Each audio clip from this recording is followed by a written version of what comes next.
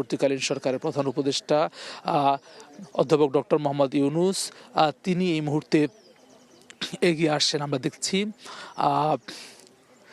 তিনি শ্রদ্ধা জানাবেন এবং যে রাষ্ট্রীয় আনুষ্ঠানিকতা রয়েছে সেটি মধ্য দিয়ে আসলে যেই প্রথম পর্ব, অর্থাৎ একেবারে সূর্যোদয়ের সঙ্গে সঙ্গে শ্রদ্ধা জানানো যে প্রথম পর্ব, সেটি আসলে সমাপ্ত হবে, অনুষ্ঠিত হবে। আমরা দেখছি যে প্রধান উপদেষ্টা ডক্টর মোহাম্মদ ইউনূস এই মুহূর্তে ধীর পায়ে এগিয়ে আসছেন একেবারে মূল বেদির কাছে, জাতীয় স্মৃতিসৌধের মূল বেদি, এবং তার সঙ্গে আমরা দেখতে পাচ্ছি মুক্তিযুদ্ধ বিষয়ক উপদেষ্টা রয়েছেন, অন্যান্য উপদেষ্টারা রয়েছেন। আমরা স্বরাষ্ট্র উপদেষ্টাকে দেখতে পাচ্ছি, শিল্প উপদেষ্টাকে দেখতে পাচ্ছি, তারা একসঙ্গে হেঁটে এসেছেন। এই মুহূর্তে প্রধান উপদেষ্টা ডক্টর মোহাম্মদ ইউনূস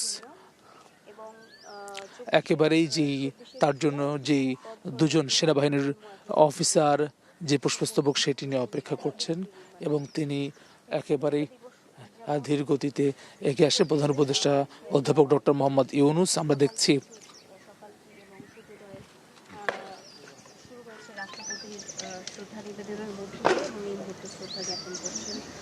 অন্তর্বর্তীকালীন সরকারের প্রধান উপদেষ্টা ডক্টর মোহাম্মদ ইউনূস। আজকের দিনটিকে আমরা উল্লেখ করে যদি বলি যে পরাধীনতা শৃঙ্খল ভাঙার দিন, আজকে মহান স্বাধীনতা দিবস 26শে মার্চ। আজকের দিনে আসলে বাংলাদেশ ফিরে দাঁড়িয়েছিল এবং লাল সবুজের যে রঙিন পতাকা আমাদের সেই পতাকা সূচনা হচ্ছে দেশবাসীকে এই দিনটি সভাপতি এবং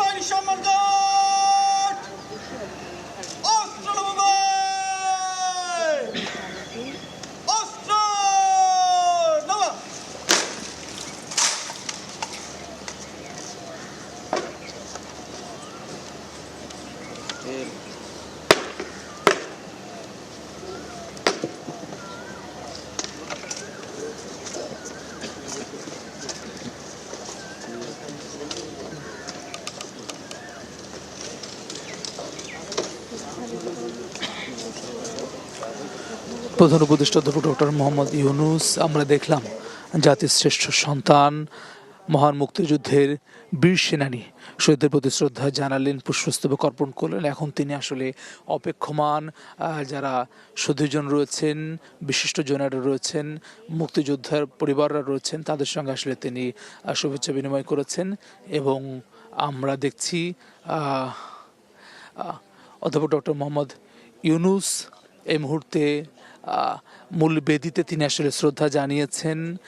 রাষ্ট্রীয় যে আনুষ্ঠানিকতা রয়েছে, রাষ্ট্রীয় সালাম, সেটি মধ্য দিয়ে আসলে তার যে শ্রদ্ধা জানানোর আনুষ্ঠানিকতা সেটি সম্পন্ন হয়েছে, এবং তিনি এগিয়ে আসছেন। এখানে আসলে যারা অপেক্ষা করছিলেন, বিভিন্ন দেশের রাষ্ট্রদূতরা যেমন রয়েছেন, দূতাবাসের কর্মকর্তারা রয়েছেন, তাদের সঙ্গে শুভেচ্ছা বিনিময় করছেন অন্তর্বর্তীকালীন সরকার প্রধান উপদেষ্টা, নোবেল জয়ী অর্থনীতিবিদ অধ্যাপক ডক্টর মোহাম্মদ ইউনূস।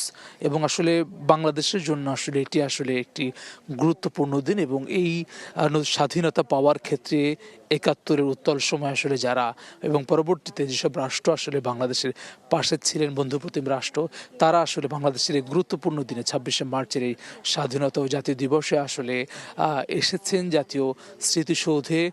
আমরা দেখেছি যে ভোরের আলো ফোটার আগে থেকে আসলে তারা অপেক্ষা করছিলেন। তাদের সঙ্গে অধ্যাপক ডক্টর মোহাম্মদ ইউনূস শুভেচ্ছা বিনিময় করছেন, সেখানে উপদেষ্টা মণ্ডলীর সদস্যরাও রয়েছেন।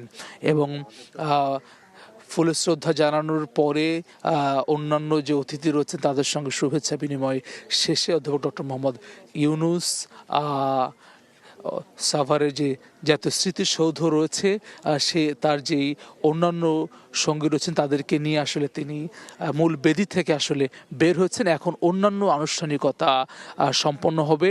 আমরা দেখছি পুরো জায়গা জুড়ে কিন্তু আসলে যেই এক ধরনের পিনপতন নীরবতা বিরাজ করছে, যাতে শ্রেষ্ঠ সন্তানদের প্রতি শ্রদ্ধা জানানোর জন্য আসলে কিন্তু আজকের দিনটি যেমন আসলে উদযাপনের একই সঙ্গে কিন্তু আসলে বেদনার এই দিনে আসলে বেদনা এবং উদযাপনের এই মাহেন্দ্রক্ষণে দাঁড়িয়ে আসলে প্রতি বছরের ন্যায় আজকের দিনটি এবং বিশেষ করে আজকের দিনটি বিশেষ তাৎপর্যপূর্ণ 25-এর এই 26শে মার্চ, কারণ 24-এ একটি গণ অভ্যুত্থান যেটি আসলে বাংলাদেশ তো বটেই, বিশ্বের বুকে আসলে একটি অন্যতম উল্লেখযোগ্য মর্মান্তিক গণ অভ্যুত্থান, রক্তক্ষয়ী গণ অভ্যুত্থানের মধ্য দিয়ে বাংলাদেশ একটি নতুন বাংলাদেশের স্বপ্ন দেখছে, যে বাংলাদেশ সত্যিকার অর্থে মুক্তিযুদ্ধের চেতনার বাংলাদেশ হবে, যে মুক্তিযুদ্ধের চেতনার বাংলাদেশের পথ থেকে যেখানে বাংলাদেশ পথ হারিয়ে গিয়েছিল অনেকখানি, সেই জায়গায় যাতে করে বাংলাদেশ আবারও ফিরে আসতে পারে সে শপথ নিয়ে কিন্তু আসলে 25-এর এই আজকের এই মহান স্বাধীনতা দিবস